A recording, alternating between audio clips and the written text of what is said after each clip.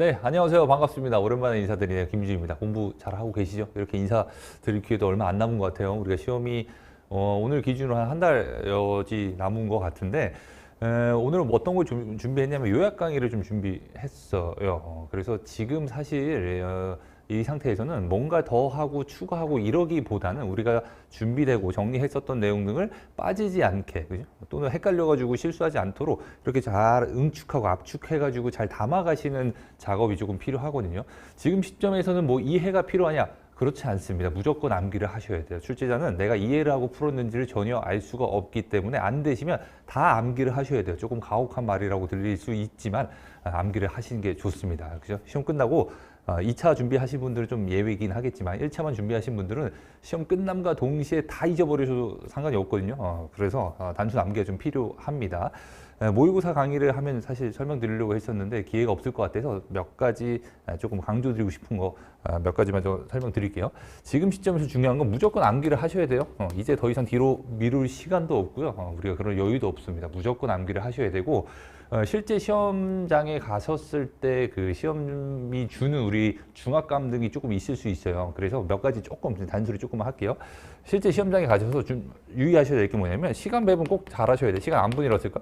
시간 안분을 꼭 잘하셔야 돼요. 이거 그러니까 초시생분들이 조금 실수를 하는데 사실은 객관식 시험이다 보니까 한 문제당 우리가 쏟을 수 있는 시간이 그리 많지 않거든요. 5개 지문인데 한 지문당 우리가 한 10초 안에 요 문장이 맞다 틀리다를 판단하고 바로바로 넘어가셔야 돼요. 뭔가 스피드 퀴즈처럼 째깍째깍째깍 돌아갈 때 그 문장 읽고 OX, OX 요게 머릿속으로 판단이 되셔야 되는데 관세법 같은 경우에는 1교시에 보겠죠. 그죠? 관세법을 빨리 푸신 분들은 한 30분 안에 푸신 분들도 있는데 뭐 30분 안에 꼭 풀어야 되는 건 아니고 한 최대 30분에서 한 35분 정도 안에 40개의 지문을 다 맞춰 주셔야 되거든요. 시간 한번 꼭 하셔야 돼요. 만약에 각자 이제 초시계나 이런 거 가져가실 텐데 평소에 쓰시던 탁상시계가 됐든 뭐 손목시계가 됐든 그걸 가지고 가셔서 관세법 쭉 풀다가 난이도가 조금 어려울 수 있죠. 근데 35분을 넘어서 막 40분, 45분 쓴다. 그러면 안 돼요. 그죠? 관세법 100점 맞는다고 해서 우리가 1차를 합격하는 거 아니기 때문에 모르는 게 있더라도 찍고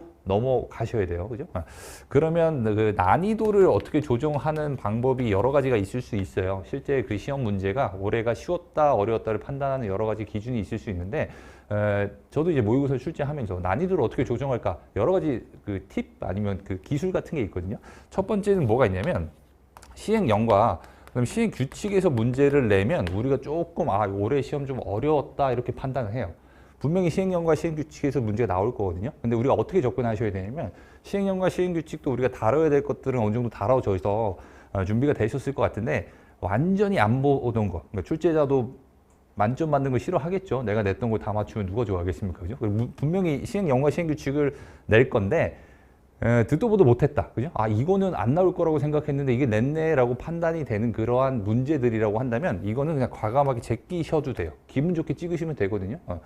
그 다음 두 번째 뭐냐면 그 문제 순서를 조금 어렵게 배치하는 방법도 있어요. 그러니까 뭐냐면 만약에 문제 1번에서 우리가 잘 보지 않는 뭐 보칙에서 문제가 나왔다. 아니면 뭐 벌칙이라든지 뭐 포상과 관련된 문제가 나왔다. 아니면 위원회가 나왔다. 이런 식으로 조금 뒤쪽에서 나올 법한 문제들을 앞쪽에 배분을 하면 똑같은 문제라고 하더라도 실제 우리가 문제를 풀었을 때 느끼는 체감도가 확 올라가거든요. 그때 어떻게 생각하셔야 되냐면 좀 어려운 문제가 초반에 나왔네 이렇게 출제자가 어려운 문제가 초반에 나왔구나. 그렇다고 한다면 우리가 후반 쪽에 뒤에 가면 조금 쉬운 문제가 나올 수 있구나. 그죠? 쉬운 문제가 나올 수 있구나. 이렇게 감을 잡고 가셔야 돼요. 그러니까 멘탈 관리 잘 하셔야 된다고. 기분 좋게 한 1번, 2번, 3번 정도는 사실 딱 찍고 넘어가면 좋은데 우리 마음처럼 됩니까? 출제자가 뭐 지 마음대로 낼 거니까. 그죠? 그래서 어려운 문제가 앞쪽에 쭈르륵 배치가 됐다고 해서 멘탈 관리 잘 하셔야 돼요. 뒤쪽에는 오히려 내가 쉽게 풀 수 있는 문제가 많겠구나라고 생각을 하시고 멘탈을 잘 부여잡으셔야 돼요. 멘탈 싸움이거든요. 그죠? 그럼 세 번째는 또 뭐가 있냐면 정답의 지문은 정답은 문제를 쉽게 주고 오답에 해당하는 것들을 문제를 어렵게 낼 수도 있어요. 그죠? 5개 지문을 전부 판단할 필요는 없거든요. 3개 또는 4개의 지문을 모르더라도 내가 자신감 있고 확실하게 이거는 틀린데 이거는 맞는데 라고 할 수 있는 문제가 있을 수 있기 때문에 나머지 보기가 모르더라도 내가 자신감 있고 이건 내가 많이 봤던 거고 암기했고 준비했던 거야 라고 맞출 수 있는 문제도 있기 때문에 멘탈 관리 좀 잘 하셔야 됩니다. 이게 현장 강의 있으면 좀 질문도 받고 제가 설명드리면 좋은데 나중에 해드리려다가 까먹고 그냥 종료될까 봐 미리 해드린 거예요. 그죠? 이렇게 보시면 됩니다. 그럼 이제 요약 강의 자료를 볼 건데 어떻게 준비를 할까 좀 고민을 많이 했었거든요. 기존에 우리 그 기본 이론이라든지 아니면 그 문제풀이 쪽에서는 어떻게 준비했었냐면 순차적으로 좀 했잖아요. 단원별로. 근데 문제는 그렇게 나오지 않거든요. 막 뒤죽박죽 나오기도 하고 한 문제에 막 여러 가지 내용들이 나올 수 있기 때문에 우리가 지금은 스크린하고 이렇게 점검하는 과정이라서 좀 재미는 없겠죠. 재미는 없고 같은 분야별로에 해당하는 내용들을 좀 묶었어요. 그래서 이 자료는 어떻게 보시면 되냐면 어차피 다 알고 계신 내용일 거거든요. 그래서 이런 것들이 나올 가능성이 높은 거라고 생각되는 애들로 다 담아놔서 한번 점검하고 그렇지 이렇게 하나씩 이렇게 그죠? 눈으로 보고 이거 이렇게 머릿속으로 떠올리시면 돼요. 만약에 이거 내가 기억이 안 났었는데라고 한다면 지금 점검하시면 됩니다. 그죠? 무슨 말인지 모르겠으면 제 강의 들으시면 돼요. 그죠? 보겠습니다. 요약 강의라고 해서 갖고 왔고요. 교재 자료는 올려놨고 조금 하나씩 보겠습니다. 그죠? 재미난 주제들로 갖고 와서 첫 번째는 기간과 기한이라는 주제로 갖고 왔었어요. 우리가 정리 많이 했었죠. 기간이 뭐다, 기한이 뭐다, 그죠? 기간이 연장 사유가 뭐다, 뭐 이런 걸 많이 정리했었는데 우선 첫 번째 기간과 관련돼서는 그죠? 관세법에서 특별한 규정이 없는 경우가 많다 그랬죠. 왜냐하면 민법에 잘 나와 있어서. 그래서 우리가 민법 내용을 주로 따르는구나 요 정도 체크할 수 있으면 돼요. 실제 시험에서 어떻게 나왔었냐면 실제 시험에서 과거에 관세법에서 민법을 준용하는 내용으로 옳지 않은 것은 이렇게 기출문제가 됐었던 적도 있어요. 만약에 이 파트 보다가 우리 법령집에서 민법이라는 내용이 어디서 나오지 이런 걸 쭉 모아서 보시는 것도 정리하시기 좋을 거예요. 그렇게 보시면 되고요. 만약에 관세법에 딱 한 가지 규정이 있는 게 얘죠. 그죠? 수입, 신고, 수리 전 반출이다. 즉시 반출이랑 헷갈리시면 안 돼요. 이때는 뭘로 한다? 그 승인일을 뭘로 보겠다? 수입, 신고, 수리일로 본다. 이건 제가 도식화해서 많이 설명드렸기 때문에 꼭 암기를 하셔야 됩니다. 기간과 관련돼서 민법을 준용하고 관세법에 딱 한 가지 규정이 있는데 그게 수리 전 반출. 그때는 우리가 그 승인일을 수리일로 간주한다. 이 내용은 반드시 안고 가셔야 돼요. 두 번째는 기한입니다. 기한과 관련돼서 나올 수 있는 건 뭐냐면 그 다음 날로 연장되는 사유가 분명히 나올 거예요. 딱 내기 좋거든요. 그 사유가 한 요 정도 있습니다. 빨간 날 또는 쉬는 날이라고 생각하시면 돼요. 토요일과 일요일. 그 다음에 공휴일도 쉬고 대체 공휴일도 쉬죠. 그 다음에 이게 올해 개정이 됐죠. 과거에는 작년까지였나요? 그때는 근로자의 날이라는 표현을 썼었는데 지금은 노동절, 고개를 갸우뚱하게 만드는 표현이지만 노동절로 나와 있고 기타 대통령령이 정하는 건 뭐 최신간서라든지 그죠? 우체국을 말하는 거예요. 최신간서나 아니면 금융기관 등이 쉬는 날이 있어요. 언젠지 모르겠어요. 여튼 이렇게 되면 우리가 돈을 납부하고 싶어도 못 내잖아요. 그죠? 그래서 그걸 그 다음 날로 기한을 산정한다. 이 내용은 반드시 안고 가시기 바랍니다. 두 번째입니다. 여기 보시면 장애가 복구된 날이라는 게 있는데 여기서 유의하셔야 돼요. 장애가 우리가 6시까지가 납부 기한이라고 했을 때 5시 58분 뭐 45초에 복구가 되면 1분 15초 안에 납부를 해야 되잖아. 그래서 그게 어렵기 때문에 장애가 복구된 날이 아니라 하루를 더 줘서 다음 날까지 준다. 꼭 기억하세요. 장애 사유에 해당하는 걸 물어보는 건 요새 트렌드에 맞지 않아요. 물론 제가 기본 이론 시간 때 암기식이 있었어요. 뭐 한 세대 애들이 뭐 프로가 뭐 정관장을 먹네 마네 하는 거. 그 사유를 물어볼 가능성이 높지 않기 때문에 그 결과값이라고 할 수 있는 다음 날로 연장된다. 요 내용을 조금 안고 가시기 바랍니다. 두 번째 내용으로 보셔야 될 건 서류의 보관 기간입니다. 사실 관세법에서 서류 보관 기간은 11조에서 잘 나와 있거든요. 수입과 지식재산권 5년, 수출 반송은 3년, 기타 2년. 요게 사실 메인 규정이긴 한데 그것만 나와 있진 않아요. 아울러서 그 서류 보관의 의무를 다하지 못했을 때 페널티가 뭔지도 안고 가셔야 되고 바로 볼게요. 수입과 지식재산권 너무 쉽죠. 우리가 5년이고 반송과 수출은 3년입니다. 기타 화물이나 보세 운송 적화와 관련돼서 2년입니다. 순차적으로 넘어가죠. 이거는 시행령에서 이렇게 표현하고 있는 거예요. 법에서는 어떻게 표현한다? 대통령령으로 정하는 바에 따라 5년의 범위 내에서 보관한다. 이 표현은 법에서 표현하는 거고 그 5년의 범위 내에서 시행령에서 세분화시켜놨다. 이렇게 보시면 됩니다. 몇 가지 더 보셔야 될 게 저 뒤에 통관 파트에서 유통이력 신고와 관련돼서 나와요. 1년이라고 나옵니다. 수입 신고일, 수리일이냐? 그렇지 않아요. 거래인비, 거래일로부터 1년이라는 거 꼭 기억하시고요. 보존 승객 예약 자료라고 나와 있는데 우리가 원칙은 3년 또는 블랙리스트와 관련된 건 5년 동안 보관하라고 나와 있습니다. 마지막으로 보셔야 될 건 종합보세구역 판매인과 관련돼서도 우리가 환급 청구와 관련된 내용이 나올 건데 요때 우리가 5년 동안 보관하라라고 해서 요 정도 내용은 이미 다 알고 계시겠죠. 가볍게 보시고 가면 좋을 것 같습니다. 시효랑 제척기간이라는 내용도 한번 모아가지고 왔습니다. 우리가 시효라고 한다면 일상생활에서 많이 쓰죠. 그죠? 공소시효 해가지고 살인죄와 관련된 공소시효가 과거에 15년이었지만 현재 삭제가 됐죠. 그런 내용이라 보시면 되는데 우선 가장 기본적인 게 부가권과 징수권과 환급 청구권 이렇게 세 가지 파트에서 이 내용이 언급이 되거든요. 공부하기 좋게 과거 제가 공부했을 때는 이렇게 규정이 안 돼 있었어요. 근데 지금은 기본적인 값은 전부 5년, 5년, 5년 이렇게 나와 있다라고 보시면 돼요. 부가권이든 징수권이든 환급 청구권이든 기본값은 5년으로 세팅되어 있습니다. 근데 예외에 해당하는 게 우선 징수권은요. 금액 기준 내국세 포함 5억 원일 땐 10년이고요. 부가권과 관련돼선 부정한 방법의 포탈, 환급, 감면 얘네 셋은 관세법에서 대부분 다 세트로 묶여서 다녀요. 그러면 10년입니다. 그죠? 요건 알고 있는데 하나 강조하고 싶은 건 요게 최근에 개정이 됐어요. 부가권에 7년이라고 해서 조금 숫자가 좀 아리까리하죠. 요 사이가 들어가 있고 얘가 아직 기출되지 않았다라는 거겠죠. 과거에 규정이 없었으니까. 그죠? 그래서 수입 신고를 하지 않은 거. 에 해당한다면 우리가 부가권과 관련돼서 7년으로 늘어났다라는 것도 꼭 안고 가시기 바라겠습니다. 이어서 보셔야 될 건 특례기간의 제척기간인데 얘는 부가권과 관련된 거예요. 징수권과 관련된 내용이 아니라라고 보시면 돼요. 부가권과 징수권에 대해서는 우리가 잘 정리가 되어 있을 텐데 징수권은 중단과 정지가 있죠. 하지만 부가권은 중단과 정지가 없어요. 그죠? 부가 자체는 해야 돼. 그리고 징수가 안 되면 징수권을 중단시키거나 정지시켜버리면 되니까. 하지만 부가권은 만료의 특례라는 개념을 갖고 있습니다. 1년의 기간을 더 줄 거냐 아니면 2개월의 기간을 줄 거냐 우선 그거부터 가름말을 타셔야 되는데 먼저 1년짜리 사유입니다. 느낌이 다 비슷해요. 이의신청, 심사청구, 심판청구 역시 심사청구, 소송 얘네 셋은 뭔가 불복과 관련된 내용들이죠. 그렇다고 한다면 1년의 범위 내에서 필요한 처분을 할 수 있다. 그죠? 그 다음에 압수물품 반환 결정도 있네요. 그리고 FTA 특례법 우리 정리했죠. 이것과 관련돼서 회신을 받는 다음에 역시 이 5가지 사유는 부가권이 1년 만료의 특례가 되는구나. 이 사유를 꼭 기억을 하셔야 돼요. 최근 시험에서는 이게 1년을 뭐 2년으로 바꾼다, 2년을 3년으로 바꾼다. 이렇게는 안 나와요. 나오면 다 맞추기 때문에. 그래서 이 사유와 관련된 그죠? 이 표현을 조금 더 신경 써서 봐주셨으면 좋을 것 같아요. 그리고 여기 당구장 표시해놨죠. 얘도 법에 들어가고 나서 아직까지 나왔을 만한 기회가 없었기 때문에 조금 안고 가셔야 돼요. 공부 자체는 하기 좋죠. 기간은 1년인데 어떤 내용이냐면 명의대여와 관련돼서는 그죠? 뭐가 됐든 1년이야. 앞서 우리가 봤던 요것과 느낌은 비슷하죠. 1년이긴 한데 어떤 걸 유의하셔야 되냐면 당초에 부가 처분을 취소하고 요 표현이 좀 잘 안 외워지거든요. 그러니까 바지 사장인 줄 알고 야 너가 이거 잘못했자고 징수를 했더니 얘는 부가를 했더니 얘는 그냥 명의만 대여해 준 거야.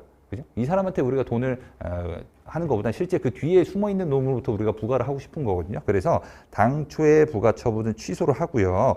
확정된 날로부터 실제로 경영한 놈한테 우리가 필요한 처분을 할 수 있다. 이렇게 봐주시면 돼요. 어차피 다 1년 안에 범주에 들어가기 때문에 그 숫자 자체를 외우는 건 크게 어렵지 않을 것 같은데 명의대여라는 사실과 당초의 처분 자체는 취소하고 새롭게 부과가 되는구나. 이 내용을 안고 가시면 좋을 것 같습니다. 두 번째 특례는 2개월입니다. 경정 청구라든지 아니면 조정 신청에 따른 결정 통지가 있다면 이때는 우리가 부과 기간이 2개월 더 늘어나는구나 이렇게 봐주시면 돼요. 꼭 기억하셔야 돼요. 네. 그 다음 뭘 볼까요? 그죠? 뭐가 있죠? 지도 모르는 하지 마시고 죄송해요. 이거 제가 급하게 만들어가지고. 유효기간입니다. 그죠? 유효기간 자체는 뭐 워낙 쉽죠. 그죠? 첫 번째 나오는 게 월별 납부입니다. 월별 납부의 유효기간이 5년이죠. 이렇게 얘기하면 지금 그렇게 얘기하면 좀 마음이 아파요. 그죠? 그 정도 외워주셔야 돼. 근데 일단 숫자가 2년인데 한 가지 유의하셔야 될 건 뭐다? 2년 플러스 알파라고 제가 항상 설명을 드렸었거든요. 2년이 되는 날이 속하는 달의 말일이기 때문에 실제 날짜를 계산하게 되면 2년보다 조금 더 줘요. 요게 나오죠. 2년이 되는 날이 속하는 달의 마지막 날이다라는 걸 기억을 하시면 좋고요. 그 다음 원산지 증명서 유효기간. 통관 파트 쪽에 있긴 한데 우리가 좀 통관 쪽에 공부를 하다 보면 뒤로 넘어가다가 이게 순차적으로 보기 때문에 조금 힘이 빠져. 그래서 좀 이렇게 등한시하게 되거든요. 근데 이것도 챙겨주세요. 1년에 이내에 유효기간이라는 표현이 나와 있습니다. 소급하여 1년입니다. 그죠? 물론 예외 규정이 있어요. 1년인데 뭐 천재지변 등의 사유로 내가 어쩔 수 없었다 하는 기간은 요 1년 안에 산입되지 않는다라는 예외 규정도 있으니까 요 파트 보시면서 같이 점검을 좀 해주십시오. 두 번째는 기타와 관련돼서 여기저기 나오는 애들을 그냥 다 때려갖고 가지고 왔어요. 볼게요. 월별납부 유효기간, 요거 위에서 했었는데 또 나왔네요. 이거 한번 봐주시고요. 확정가격 신고 기간입니다. 얘도 기간 먼저 보시면 2년 체크하셔야 돼요. 천재지변으로 인한 기한 연장이라 그렇게 많이 헷갈려 하시는데 그렇지 않아요. 천재지변은 분할 납부든 기한 연장이든 숫자는 전부 1년이거든요. 근데 여기서 말하는 확정가격 신고는 기간이 일단 1년으로 되어 있고요. 일괄적으로 규정 못 하겠죠. 너는 2년 해, 너는 뭐 1년 해 이렇게 고시로 결정할 수 없기 때문에 통관 단계에서 세관장이 보고 판단을 해서 재량을 준 거예요. 그래서 2년의 범위 내에서 누가 정하냐면 세관장이 보고 판단하는 겁니다. 너는 요거 확정가격 신고하려면 9개월 걸리겠네. 너는 2년 다 써야겠네. 이렇게 세관장이 지정한다는 내용을 좀 기억하시면 좋을 것 같습니다. 마저 보겠습니다. 근데 거기서 보시면 2년이 너무 짧다라고 한다면, 그죠? 즉 불가피한 사유가 있다고 한다면 얘가 요청하겠죠. 세관장님, 제가 내일까지 정해줬던 유효기간이 다가오고 있는데요. 아직 가격이 결정되지 않았어요. 조금 더 연장해 주세요라고 한다면 만료일로부터 2년입니다. 그죠? 그래서 최대 4년까지 우리가 확정가격 신고를 할 수 있다. 이렇게 암기를 좀 해주시면 좋습니다. 기타 신고기간에서도 숫자가 나오는 거 몇 개 좀 체크해 볼게요. 일단 수입과 또는 반송, 수입 반송 신고지연 가산세라는 파트에서 우리가 주로 다뤘던 내용인데요. 지정 장치장이라든지 아니면 보세 창고에 이렇게 반입하거나 장치하면 며칠 이내에 해라, 30일 이내에 신고를 하라라는 거예요. 숫자 잘 기억하셔야 돼요. 만약에 이 파트에서 사례형으로 나오게 된다면 수입 신고일, 수리일 거기서부터 카운팅 되는 게 아니라 반입하고 나서 30일이 지나고 그 후에도 안 했다면 이렇게 카운팅이 되는 거예요. 그 숫자 계산 잘 하셔야 돼. 일단 30일까지는 괜찮다. 근데 그거를 뒤에 보면 얘랑 비슷한 게 전기, 유류 등입니다. 등에 해당하는 건 가스나 용수 이런 거겠죠. 우리가 뭐 전기 하나, 전기 둘 이렇게 안 되기 때문에 이렇게 파이프를 통해서 물건 등을 연속 통관 물품이라고 하는데 이런 것들은 이렇게 우리가 개수를 이렇게 할 수가 없잖아요. 그죠? 그래서 1개월 단위로 신고를 합니다. 어떻게 하는 거냐면 1월 달 동안 뭐 북한이랑 사이가 좋거나 아니면 러시아랑 사이가 좋으면 거기서 천연가스 같은 거 이렇게 배관으로 갖고 올 거잖아요. 그러면 그걸 어떻게 수입량을 산정할 거냐? 1월 달 동안 쭉 파이프 타고 들어온 애들을 산정을 하는 거야. 그래서 1월 달에 수입됐던 양을 다음 달 10일까지 신고해라. 이 표현이 나오죠? 월 단위로 끊어서 언제까지 해라? 다음 달 10일까지 신고하라라는 겁니다. 그죠? 여기에 붙는 가산세도 같이 좀 정리하세요. 과세 가격의 2%, 30일이 지나고 나서 2580으로 쪼갰죠. 20일, 50일, 80일, 10일. 그죠? 기타. 그죠? 알고 있죠. 지금 나만 신나가지고 막 얘기하는 것 같은데 잘 따라오셔야 돼요. 시험에 안 나오는 건 제가 말조차 지금 언급하지 않고 있어요. 꼭 기억하셔야 돼요. 플러스 우리가 가산세.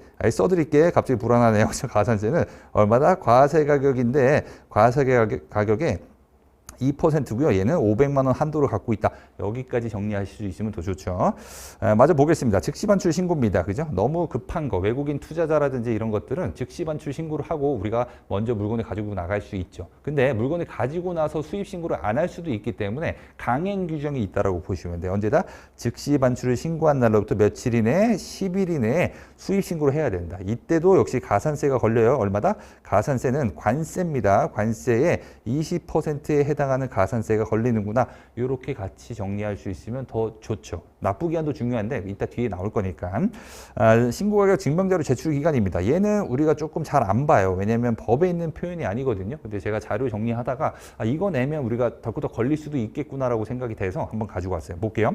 세관장은요, 납세 의무자한테 신고가격이 사실과 같음을 증명할 수 있는 자료를 요구할 수 있어요. 합리적 의심에 대한 입증 책임의 전환이라고 얘기했거든요. 맨날 너 10,000원에 수입 신고하다가 갑자기 왜 이번에 500원이야? 왜 이렇게 싸졌어? 라고 물어보면 그거를 입증할 수 있어야 돼. 그걸 입증하지 못하면 500원 자체의 가격을 우리가 부인시킬 수 있다고 설명드렸었죠. 그렇게 요구를 받으면 요 숫자가 조금 애매해. 15일입니다. 그죠? 이걸 뭐 10일로 바꾸거나 20일, 30일로 바꾸면 실제 시험장에서 헷가닥 해가지고 그치 한 20일 정도는 주어질 것 같은데 이러고 엄한 거 찍거든요. 15일이라는 걸 좀 기억을 할 수 있으면 좋을 것 같습니다. 다음 보겠습니다. 동종동질 물품의 선적 기간입니다. 이 평가 방법은 사실 관세 평가다 보니까 좀 제끼시는 분들이 있을 수 있는데 그렇지 않아요. 꼭 챙겨 가셔야 돼. 숫자가 나올 수 있는 게 뭐가 있냐면 원래 규정이 선적일을 전후해서 가격에 영향을 미치지 않는 조건 하에 우리가 선적이 돼야 된다 이렇게 나와 있어요. 그래야 가격에 영향이 없을 거잖아요. 요새 뭐 금이라든지 은 같은 것들 가격 변동이 상당히 심하거든요. 그래서 그 물건의 가격을 따지는데 이게 뭐 한 2년 전, 3년 전이랑 지금은 당연히 가격이 다를 수밖에 없잖아요. 그래서 영향을 받아서 인정을 못 받는 경우가 있어. 근데 그거에 대한 가이드, 기간을 언제로 줄 거냐? 이렇게 나와 있습니다. 선적일을 전후하여 원칙적으로 60일이구나. 한 2달 아니면 그죠? 2달 전이나 아니면 뭐 2달 후나 가격 변동이 그리 크지 않을 거라고 인정을 하는 건데 한 가지 유의하셔야 될 게 대상이 농림축산물이라면 이런 것들은 조금 우리 유효기간이 조금 짧겠죠. 그죠? 뭐 배추 같은 경우는 뭐 우리가 많이 먹는 달이나 이런 것들에 대해서 영향이 있을 수 있기 때문에 얘는 조금 짧게 갑니다. 30일입니다. 그죠? 꼭 기억하세요. 이 평가 방법과 관련돼서 선적일 전후라는 판단 기준이 시행령에서 어떻게 규정하고 있다? 원칙이 60일이지만 농림축산물과 관련돼서는 우리가 30일로 판단 규정을 주고 있구나. 이렇게 안고 갈 수 있으면 좋습니다. 그죠? 또 보겠습니다. 특권자와 관련돼서 과세가격 자료 제출 기간이라는 게 있어요. 그죠? 여긴 뭔가 오류가 있네요. 죄송해요. 편집하다가 글자가 잘린 것 같고. 여튼 요구받은 날로부터 60일 이내에 제출해라. 관세법에서 특수관계자는 매우 우리가 눈여겨서 본다고 했잖아요. 그래서 야 이거 본지사 간의 거래로서 영향받은 거 아니야? 왜 이 가격인지 날 입증시켜봐. 날 이해시켜봐. 자료 내놔. 이렇게 얘기할 수 있다는 거예요. 그럼 언제까지 내라? 우리가 본사에 전화하려면 시간이 좀 오래 걸릴 수 있죠. 그래서 원칙은 60일인데 여기서 특이한 규정이 있습니다. 보셔야 될 건데 부득이한 사유로 제출기한 연장을 신청한다면 한 차례만 요 표현 꼭 기억하셔야 되고 한 번 더 60일까지 연장할 수 있다. 요 내용은 꼭 기억을 하셔야 돼요. 요 파트 단독으로 잘 나왔었거든요. 사실 여기에 파생되는 개념들이 여러 가지가 있습니다. 영문으로 한글로 제출해야 되고 영문까지만 우리가 허락할 수 있고요. 그다음에 제출하지 않았을 때 과태료 꼭 기억하셔야 돼. 첫 번째는 1억이고 두 번째는 2억과 관련된 과태료 부과 규정도 있구나. 그죠? 2억은 아직 그렇게 많이 언급이 되지 않았었거든요. 그래서 첫 번째 1억 기간 더 주고 그래도 안 되면 2억 과태료 내용까지 신경 써서 안고 가시면 좋을 것 같습니다. 뭐가 많네요. 그죠? 자료를 뭐 이렇게 많이 갖고 왔는지. 처음에 자료를 준비하다 보니까 막 욕심이 나가지고 이것도 안고 갔으면 좋겠다, 저것도 안고 갔으면 좋겠다라고 막 자료를 만들다 보니까 법령집보다 내용이 더 많아졌어요. 그래서 이거는 취지 안 맞구나라고 해서 진짜 그 라이트 참치처럼 기름을 쫙 뺀 내용이거든요. 그래서 이건 꼭 안고 가셔야 돼요. 네. 가격 신고입니다. 중요한 내용은 신고하기 전에 가격 신고를 할 수 있다가 정답이라는 걸 체크를 하셔야 돼요. 얼핏 보면 오답이거든요. 수입 신고보다 어떻게 가격 신고를 먼저 해? 또는 같이 가야 되는 거 아니야? 이렇게 착각할 수 있는데 그렇지 않아요. 실무에서도 우리가 수입신고서 EDI로 전송하고 가격신고서 EDI 전송하거든요. 근데 가격신고서가 접수되고 수입신고서가 뒤늦게 접수되는 경우도 허다하기 때문에 가능합니다. 통관 파트에서도 비슷한 내용이 있어요. 그죠? 수입신고 하기 전에 화주는 물품을 확인할 수 있다. 이런 내용이 있기 때문에 걔랑 같이 왔다 갔다 하시면서 보시면 좋을 것 같습니다. 감면 신청 시기와 관련돼서 내용을 갖고 왔습니다. 첫 번째 원칙은 언제냐면 관세법에서는 뭔가 신청하거나 어떤 행위는 대부분 수리하기 전까지 하면 된다. 이렇게 규정이 되어 있어요. 근데 좀 아사모사하게 표현이 조금 다르거든요. 원칙은 그런데 예외적으로 요 숫자 조금 체크하기 어려워요. 관세법 전반을 봤을 때 5일이라는 숫자가 그리 많이 나온 숫자가 아니거든요. 한번 머릿속으로 떠올려 보세요. 5일이란 게 어떤 게 있지? 기억이 아예 안 나세요? 여기서 나옵니다. 일단 5일이고요. 그 다음에 만약에 내가 감면 신청서를 제출했었어야 되는데 사람이 하는 일이다 보니까 휴먼 에러가 발생할 수 있다 그랬잖아요. 근데 물건 자체는 수리가 됐어. 그거 감면 신청했었어야 되는데 이렇게 뒤늦게 알 수 있어. 그래서 그때는 납부기한 내에 즉 수리일로부터 15일 이내에 하면 되는데 단서 규정이 있어요. 반출되지 아니한 경우다. 얘는 관세법 전반에서 뭔가 양어 신청이라든지 이런 데 다 공통적으로 적용되거든요. 대부분이 수리 전까지 액션을 취해야 되는데 깜빡하고 못하면 수리일로부터 15일 이내에 할 수 있다. 다만 단서 조건은 물건이 보세구역 안에 그대로 위치해 있구나라는 개념은 꼭 안고 가셨으면 좋겠습니다. 마저 볼게요. 분할납부랑 용도세율인데 아까 여기서 설명드렸을 때 대부분이 수리 전까지예요 라고 나와 있잖아요. 그래서 다 이렇게 통일시키면 사실 우리가 공부하기 좋거든. 근데 왠지 모르겠어. 용도세율이랑 분할납부 파트에서는 수리 전까지긴 전까지인데 그 앞에 기산일을 줬어. 신고일부터 수리 전까지다라고 해서 얼핏 보면 조금 문장이 조금 다르죠, 그죠? 원래는 얘도 여튼 수리 전까지는 전까지인데 신고일부터라는 표현이 조금 독특하게 들어가 있습니다. 그리고 천재지변이 들어가게 되면, 그죠? 천재지변은 관세법에서 한 2군데 정도 크게 나오거든요. 총칙에서 나오는 기한 연장이 나와 있고 저 뒤에 분할납부 쪽에서 나오는데 여튼 천재지변이면 숫자는 전부 1년이고요. 1년이라고 써드릴게. 뭔가 계속 불안해요, 그죠? 1년이고요. 얘는 납부기한 종료 전까지 제출을 하면 됩니다, 그죠? 그러니까 분할납부는 대상이 2가지예요. 지금 봤던 것처럼 천재지변으로 인한 분할납부 사유가 있고요. 특정 물품으로 인한 분할납부 신청 시기가 있는데 걔랑 헷갈리시면 안 돼요. 천재지변이 발생해서 분할납부 해주세요라는 얘기는 종료, 납부기한 내에 해야 돼. 특정 물품이 있을 때는 수리 전까지 하면 되고 걔랑 헷갈리시면 안 됩니다. 원산지 지명서는 신고할 때 제출을 해야 되고요. 그 다음에 기타 양호는 원칙 따라가겠죠, 그죠? 그래서 막상 보면 뭔가 액션을 취해야 할 때 어떤 서류를 언제까지 제출해야 되냐? 대부분 수리 전까지다, 그죠? 근데 그렇지 않은 애들도 있을 수 있으니까 요거 보시면서 머릿속으로 한번 잘 정리를 하셨으면 좋을 것 같습니다. 청구기간 가지고 왔습니다. 과세전 적부심사입니다. 불복 청구와 관련돼서 추징이 있기 전에 하는 게 과세전이고요. 그 다음에 추징이 있고 나서 하는 게 행정심판이라고 우리가 정리를 했었는데 우선 가장 먼저 보셔야 될 숫자는 역시 30일입니다. 통지를 하기 전에 깜빡이 정도 켜주거든요. 내가 너한테 2억 8,572만 원을 징수할 건데 돈 준비해 라고 30일 전에 알려준다라는 거야. 그러면 그 통지를 받았을 때 우리가 취할 수 있는 액션 크게 2가지거든요. 왜 2억 8천이야? 그게 무슨 소리야? 라고 얘기할 수도 있고 올 게 왔구나. 조기경정 신청해 주세요. 이렇게 요청할 수 있는데 여튼 그 신청은 30일 역시 받은 날이겠죠. 이때까지 해야 되고 하나 더. 재정경제불용으로 정하는 세관장입니다. 출제자가 어떻게 낼 수 있냐면 시행령, 대통령령으로 정하는 세관장 이렇게 오답 나올 수도 있어요. 그 다음 2번째는 관세청장입니다. 그죠? 관세청장한테 신청할 수 있는 사유가 다 암기가 조금 안 되면 크게 2가지 안고 가셔야죠. 금액 기준으로 써드릴게요. 계속 말로 하니까 안 되겠어요. 5억 원이고 2인 이상의 세관장이 통지를 받았다면 우리가 관세청장한테 청구를 해야 된다.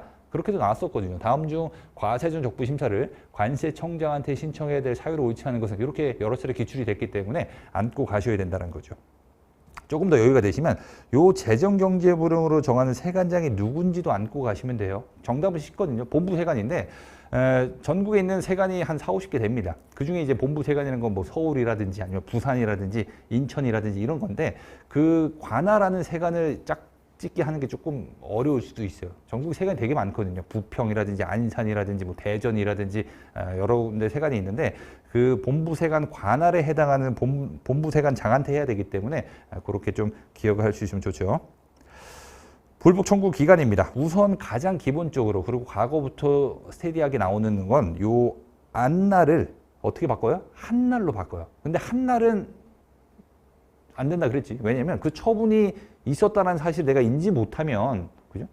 우리가 제때 청구를 못할 수 있기 때문에 처분을 한 날 이래버리면 안 돼요. 꼭 안날 체크하셔야 되고 받으면 알게 될 거니까 안날과 받은 날이라고 이렇게 연결을 시켜 주셔야 돼요. 문장을 읽다가 숫자보다 그 앞에 있는 문장이 더 눈에 먼저 띄거든요. 그래서 어떠한 처분을 한 날로부터 이름은 거의 다 오답일 가능성이 높아요. 이 파트에서 숫자는 청구 기간이니까 90일입니다. 요거는 공통됐다 그랬죠. 내가 이의 신청을 한다, 심사 청구를 한다, 심판 청구를 한다, 아니면 행정소송을 제기한다. 청구 기간은 관세법에서 공부하기 좋게 전부 90일로 세팅이 되어 있어요.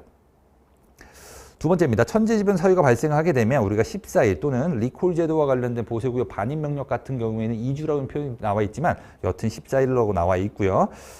그 다음에 행정소송을 거치고 나서는 얘도 청구기간은 90일이네요. 그리고 얘도 역시 청구기간은 90일이죠. 어떤 액션을 청구해야 될 건 공부하기 좋게 전부 90일로 나와 있어요. 결정기간이랑 헷갈리시면 안 돼. 결정기간, 밑에 나오나요? 결정기간 나오네요. 결정기간입니다. 역시 기본값은 90일인데 이 신청은 반드시 거쳐야 될 절차가 아니거든요. 빨리빨리 해야 되기 때문에 원칙은 30일이야. 하지만 반대 서류나 증거 서류 등을 제출해서 분석과 어떤 판단하는 데 시간이 걸린다고 한다면 60일이죠. 얘만 조금 유의해 주세요. 그죠? 적부심사는 청구도 30일, 90일이고요. 그죠? 재조사하는 내용이 나오면 60일이라는 숫자랑 우리가 링크가 잘 맞거든요. 그죠? 숫자가 계속 바뀌잖아. 어디는 30일, 60일, 90일. 그죠? 어쩔 수 없어요. 단순 암기를 하셔야 돼요. 네. 과세가 결정반부 사전심사에서는 어떤 내용이 있냐면 관세법 전반적으로 봤을 때 보정기간, 뭔가 틀렸어. 그 서류 좀 고쳐와 라는 게 보정기간인데 한 90% 이상은 공부하기 좋게 전부 20일로 세팅이 되어 있어요. 그렇지 않은 애를 안고 가는 게 더 좋겠죠. 보시면 1평가와 관련돼서는 그죠? 결정기간 1개월입니다. 1개월. 그죠? 1평가 아닌 것도 1개월. 그죠? 근데 특관자는 항상 예로 보셔야 돼. 얘네 둘은 느낌이 비슷한데 특관자는 우리가 1년 동안 심사를 합니다. 그죠? 그래서 잠정가계 신고 대상에도 들어가 있는 거고요. 보정기간은 알고 있다시피 20일, 20일인데 여기는 30일이라는 걸 꼭 기억을 하셔야 돼요. 그죠? 과세가 결정반부 사전심사 대상이 이렇게 1번, 2번, 3번인데 1, 2번은 결정기간 1개월. 보정기간 20일이지만 세 번째 대상에 해당하는 특관자와 관련된 사전심사는 결정기간도 좀 길고 보정기간도 좀 길어요. 그죠? 요거 안고 가세요. 품목분류 사전심사입니다. 역시 관세청장한테 해야겠죠. 얘를 세관장한테 한다. 우리를 무시하는 문장이긴 한데 유권 해석은 전부 관세청장한테 합니다. 관세청장한테 하게 되면 그죠? 신청을 받은 날로부터 30일 이내에 통지를 해라라는 거겠죠. 그죠? 하지만 재심사와 관련돼서 우리가 기간을 60일 줘요. 꼭 기억하셔야 돼. 그러니까 품목분류가 됐든 과세 가격이 됐든 원산지가 됐든 이 신청에 대한 결정기간 전부 30일이거든요. 근데 여기는 앞에가 먼저 30일, 뒤에가 60일. 근데 얘랑 헷갈리시면 안 돼요. 여기는 당구장 표시 하나 해놓을게요. 원산지 증명서와 관련돼서 사전심사는 대상은 관세청장인데 처음부터 60일이에요. 그죠? 얘네 둘을 많이 헷갈려 하니까 좀 조심하세요. 품목분류는 이게 맞아요? 라고 물어봐. 그럼 언제까지 해줘야 된다? 30일 이내에 맞아, 아니야, 이거야, 아니야 이렇게 알려줘야 돼. 근데 원산지는 이거 맞아요 라고 얘기하면 그 첫 번째 질문에 대한 답을 언제까지 오라? 60일이라는 거 기억하셔야 돼요. 그죠? 얘를 30일로 바꾸면 품목분류를 먼저 공부하기 때문에 우리가 머릿속에 잔상이 많이 남아있어요. 근데 걔랑 헷갈려요. 그죠? 여기는 처음부터 60일이라는 거 꼭 기억을 하세요.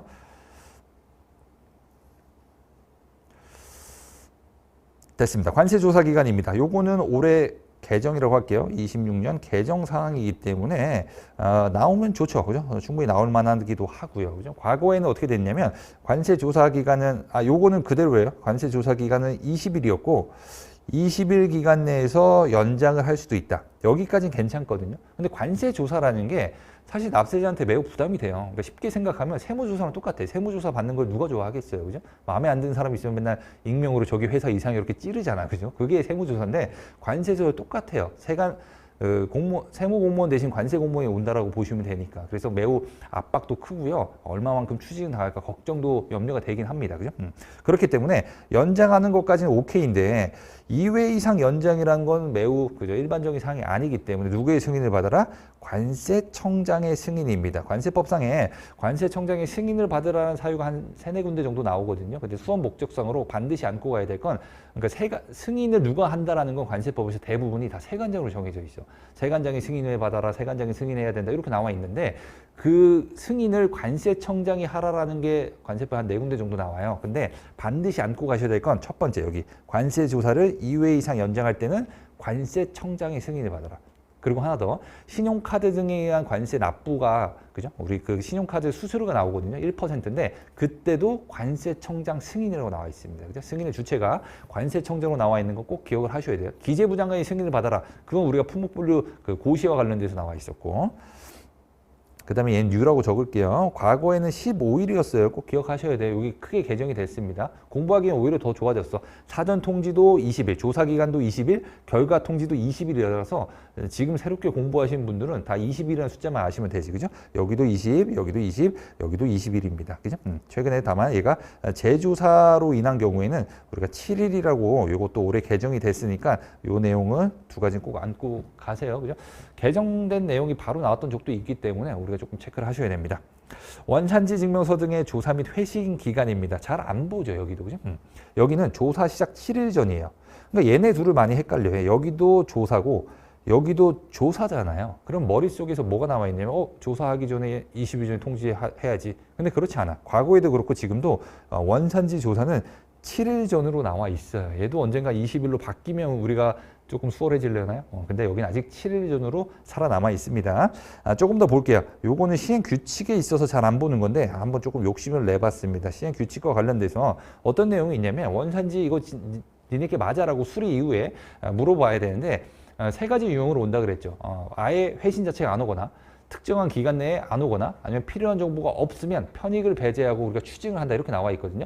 그때 그 특정한 기간이 언제냐면 협정에 따라서 아시아 태평양 무역 협정 이걸 APTA라고 하거든요. 중국도 들어가 있고, 그죠?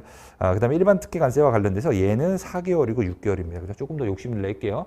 원산지 사전조사 등과 관련돼서 회신을 받아야 되는데 그 외국 세관이 우리한테 회신을 줘야 되는 게 협정에 따라 APTA이면 4개월이고 기타 일반 특혜와 관련돼서 6개월 이내 이렇게 시행규칙이 살짝 숨어 있어요. 가로로 빵빵 뚫어놓고 나올 가능성이 높죠. 기억에 들어갈 내용으로 옳은 것은 여기는 4개월, 여기는 6개월 나오면 우리만 딱 신나게 맞추자고요. 그죠? 그대로 나왔으면 좋겠습니다. 작두 타는 거지. 이 영상 그대로 이렇게 해가지고 예상했던 게 그대로 나왔습니다. 뭐 이렇게 그죠? 미안합니다. 지식재산권입니다. 조금 더 볼게요. 지식재산권과 관련돼서 숫자가 좀 특이한 숫자가 나와요. 30일은 관세법에서 많이 나오는데 31일은 거의 안 나오거든요. 볼게요. 여기서 먼저 보실 게 통관 보류 기간과 관련돼서 얘가 열흘 이내에 물론 빨간 날은 쉽니다. 이때 법원에다가 입증을 하게 되면 계속할 수 있다. 여기서 10일이라는 숫자가 먼저 나와요. 그죠? 누가 짝퉁을 수입했다. 내 권리를 침해했다라고 얘기했을 때 세관장이 얼마 동안 그 물건을 보관할 수 있냐라고 봤더니 이것 좀 보류해 주세요라고 얘기하고 10일 안에 법원에 가서 실제로 뭔가 액션을 취한 거예요. 그럼 세관장이 어떻게 판단하냐면 이제 진짜 화났구나 이렇게 판단하는 거예요. 그래서 계속 보관할 수 있다. 이렇게 나와 있고요. 두 번째, 10일 이내에 만약에 얘가 제소하지 못했다라고 한다면 역시 연장 규정이 있습니다. 여기도. 예외적인 통관 보류 기간과 관련돼서 법원의 가보 조치와 관련돼서 법원에서 딱 명령을 내려줍니다. 이때까지 너 보류해라고 한다면 그 마지막 날이고 여기서 관세법의 매우 특이한 규정인 31일이라는 숫자가 나옵니다. 그죠? 워낙 특이해가지고 잘 안 잊어먹긴 하는데 30일 아니고 31일이에요. 31. 그죠? 31. 일반적인 납부 기한입니다. 요거 틀리면 가슴이 아프죠. 그죠? 날씨도 풀렸는데 다 같이 가야 됩니다. 한강으로. 이거 틀리면 안 돼. 그죠? 꼭 기억하셔야 돼. 15일이라는 건 워낙 중요해서 관세법에서 뭐 제가 한 100번도 더 넘게 설명드렸을 거예요. 유의하셔야 될 건보다 얘는 신고 납부고 얘는 부가고지인데 미안합니다. 얘는 부가고지인데 여기가 신고일이에요. 그죠? 여기는 수리일이고 그죠? 가장 기본적인 내용이기 때문에 꼭 기억하세요. 얘가 조금 독특하죠. 즉시 반출은 우리가 10일 이내에 수입 신고해야 된다. 그리고 납부기간 산정도 수리일이 아니라 신고일로부터 15일이다. 한번 강조 좀 하겠습니다. 하나만 더 보시면 수리가 되기 전에 돈을 납부할 수 있습니다. 얼핏 보면 오닥 같거든요. 돈 먼저 납부한다는 걸 관세법과 세관을 막지 않습니다. 그래 뭐 네 아니면 돌려가면 되지 이렇게 얘기하기 때문에 얘도 맞는 문장이에요. 기타 납부기간입니다. 관세법의 납부기간이 여러 가지가 있는데 한번 가지고 와봤습니다. 세액의 정정이란 건 아직 당초 납기가 살아있기 때문에 이때까지 내면 되고요. 보정과 수정은 다음 날이 붙어요. 보정 신청한 날, 수정 신고한 날에 다음 날 이렇게 붙습니다. 그죠? 그래서 부가권과 관련된 기산일 한정할 때는 징수권과 관련돼서 기산일 한정할 때는 보정 신청한 날에 다음 날에 다음 날. 수정 신고한 날에 다음 날이라고 다음 날이 2번 이렇게 나와요. 그게 오타가 아니에요. 꼭 기억하세요. 여기는 다음 날. 그죠?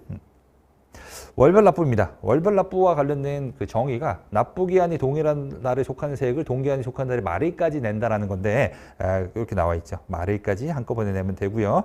과징금은 조금 유의해 주세요. 우리가 납부기한이 여기서 15일에 계속 꽂혀 있기 때문에 잔상 속에 15일이라는 숫자가 머릿속에 많이 계속 도는데 과징금은 우리가 20일로 나와 있어요. 그죠? 통고처분은 공부하기 좋게 15일로 나와 있네요. 뭔가 돈을 내라라는 건 많은 대상들이 다 15일로 나와 있지만 과징금이 조금 독특하게 보여지네요.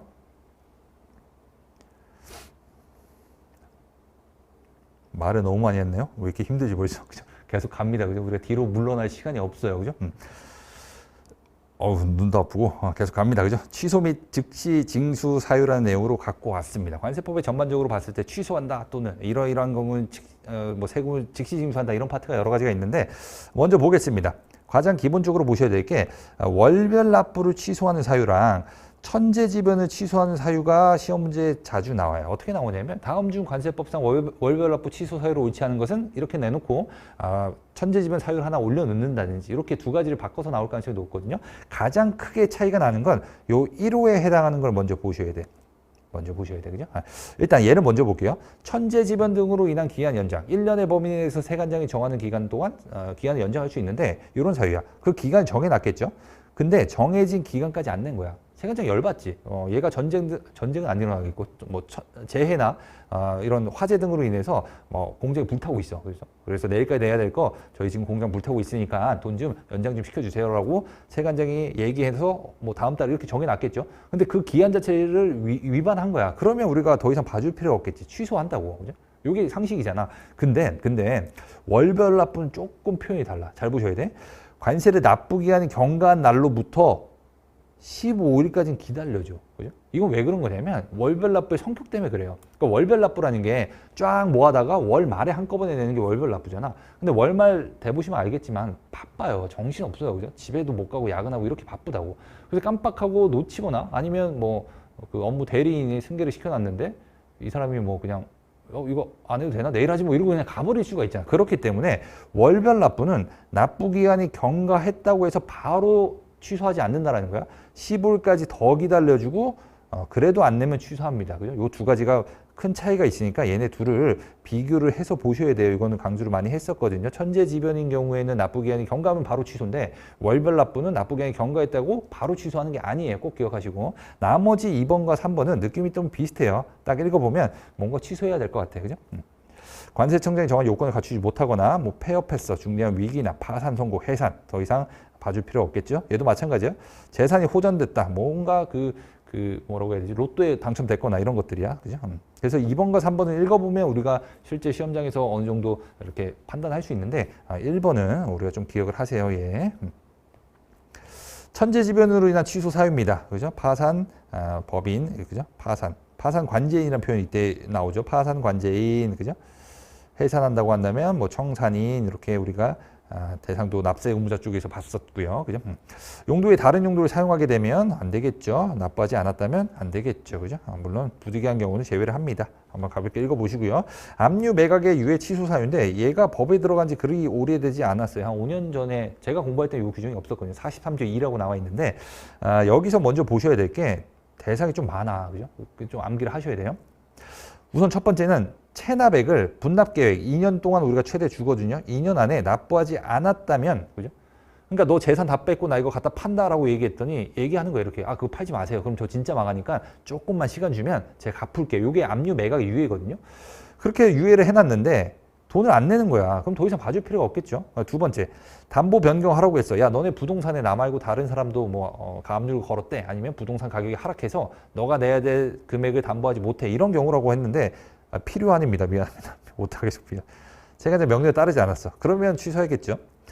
얘는 천재지변 사유에서도 봤었는데 뭔가 사정이 필요하거나 또는 전액 징수할 수 없다. 이것도 최근에 기출 한번 됐었어요. 국세 이런 거에 따라 시작된 경우, 경배가 시작된 경우 어음 교환소에 따라 처분 받거나 파산 선고 받거나 해산 받거나 뭐 이런 경우입니다. 그죠? 어쩔 수 없어요. 다 암기하셔야 됩니다. 달달 외우셔야 돼. 근데 한 가지 강조하고 싶은 건 뭐냐면 이렇게 크게 보면 1번, 2번, 3번, 4번에 해당한 사유 중에 얘만 조금 독특해. 뭐냐면 1번, 2번, 3번 사유가 해당하면 취소를 해야 되거든요. 근데 1번은 보세요. 다만 정당한 사유가 있다고 세관장이 인정하는 경우에는 끝까지 보세요. 압류 매각의 유예를 취소하지 아니할 수 있다. 그죠? 어떻게 과거에 나왔었냐면 담보의 변경이나 그 밖에 담보 보존에 필요한 세관장의 명령에 따르지 아니한 경우로서 정당한 사유가 있다면 압류 매각의 유예를 취소할 수 있다. 이게 오답이었다고. 우리가 정당한 사유로 인해서 원래는 취소해야 되는데 그렇지 않은 경우는 뭐만 된다? 1번만 된다. 분납계획에 따라 납부하지 않았을 때만 너도 한다고 열심히 했는데 참 안 된 경우구나. 그죠? 알겠어. 그러면 원래 취소해야 되는데 안 해줄게. 그 사유는 1번만 해당하는 거예요. 그죠? 이게 기출로 잘 나오니까 한번 다시 정리 좀 해주세요. 두 가지 취소입니다. 뭐죠 이건?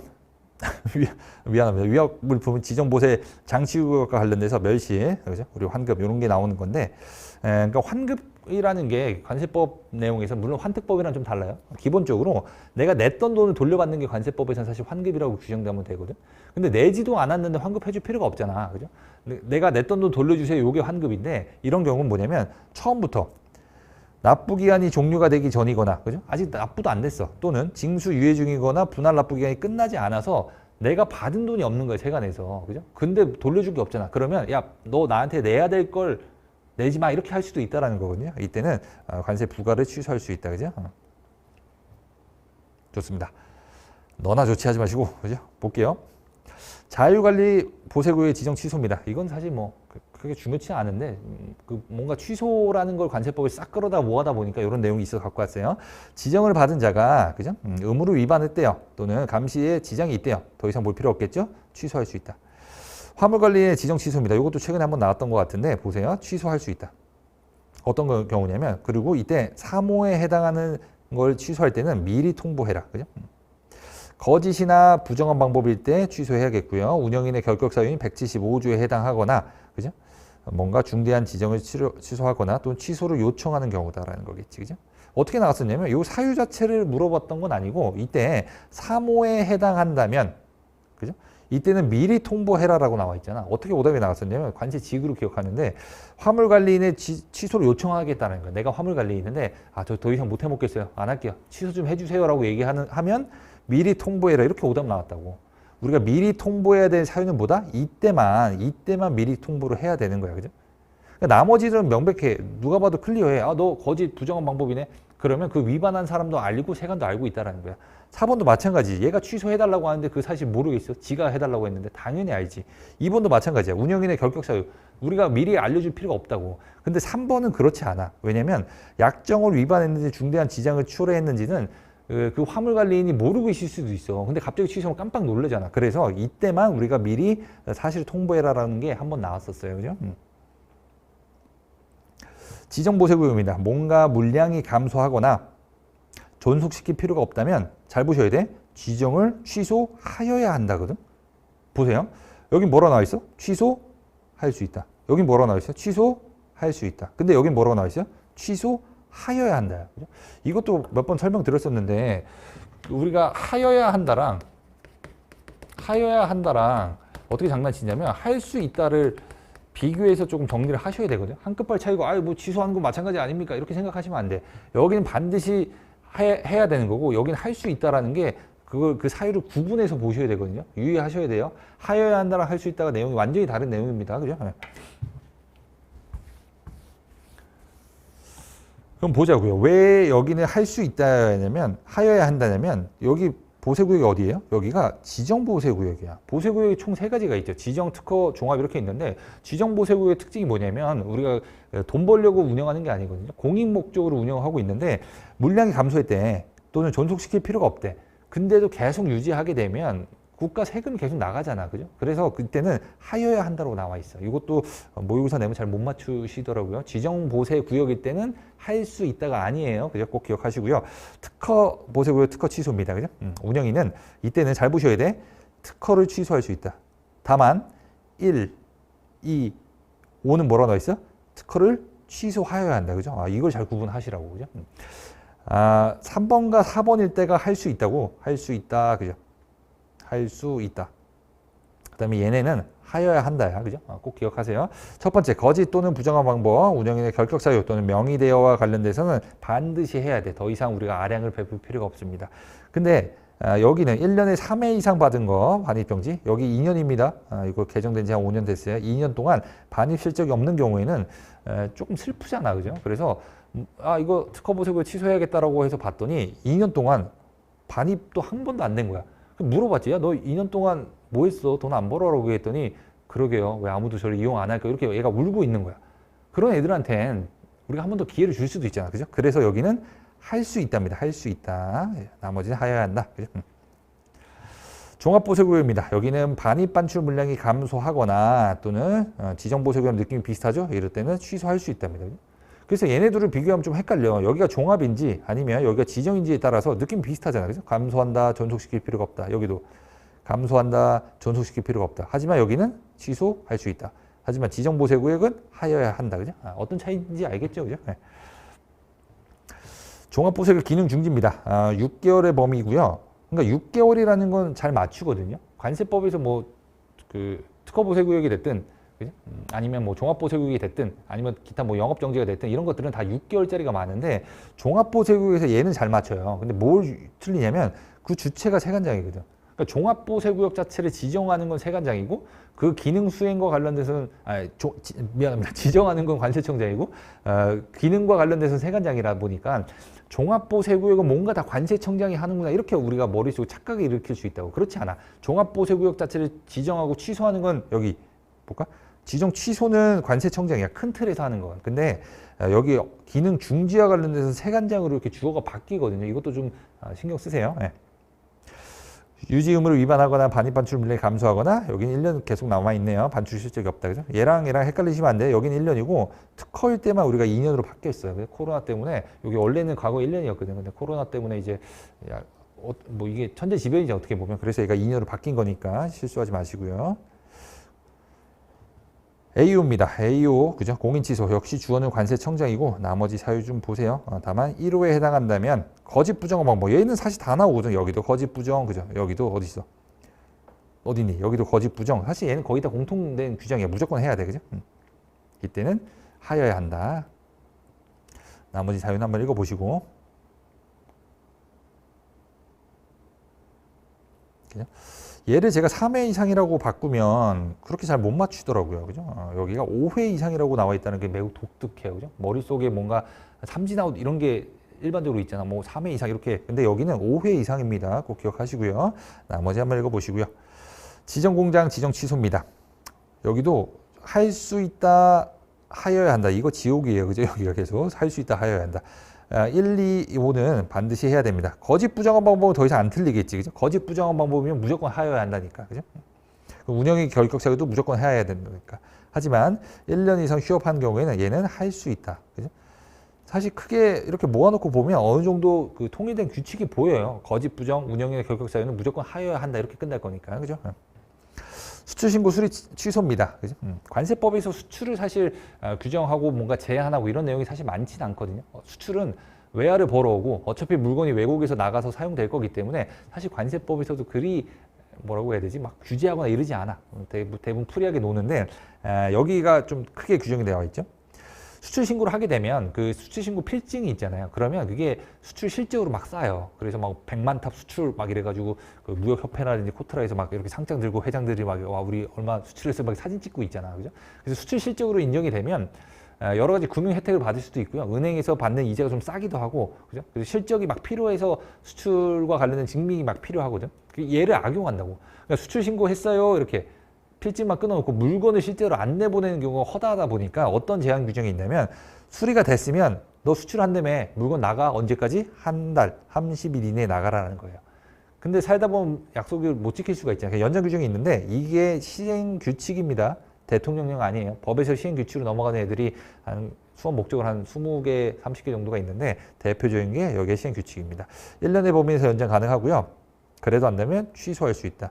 이거 위반했을 때 과태료도 제가 설명드렸었거든요. 한번 암기하시고요. 운영인의 결격사유입니다. 미피파집, 미피파집, 그죠?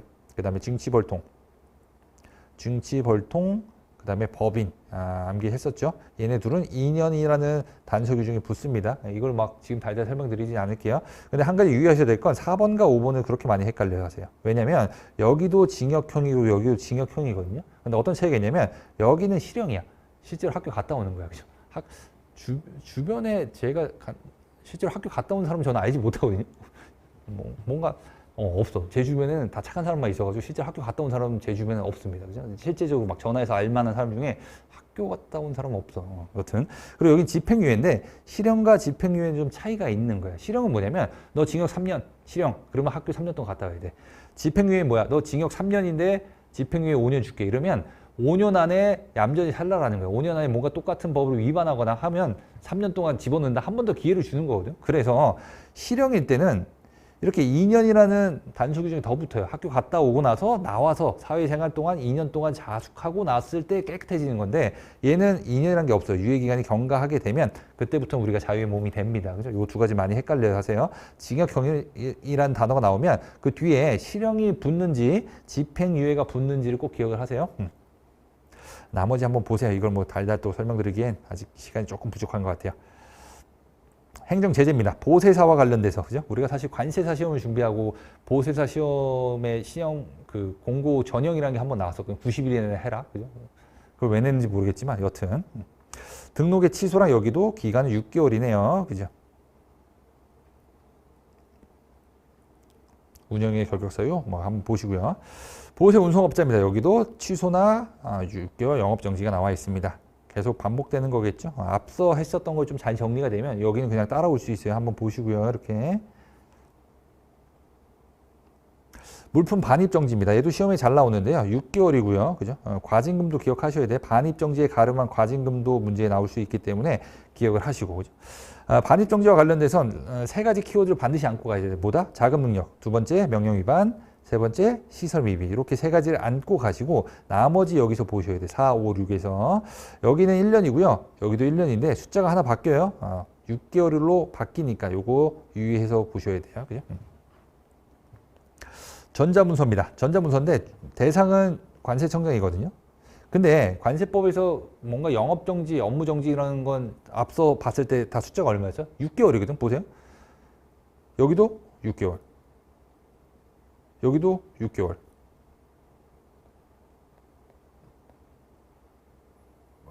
어디 있어? 앞에도 6개월짜리 많았잖아요. 앞에도 찾아드려야지. 없었나? 아무튼 뭐 다 6개월짜리가 많은데 특이하게 여기 보세요.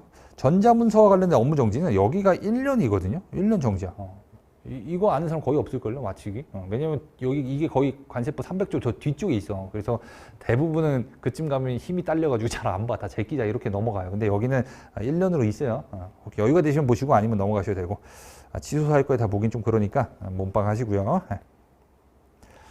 이 정도 주제로 한번 정리해 볼게요. 파트 4는 요건인데 요거 조금만 쉬었다가 이어서 가겠습니다. 저희 조금만 쉬었다 오겠습니다. 예.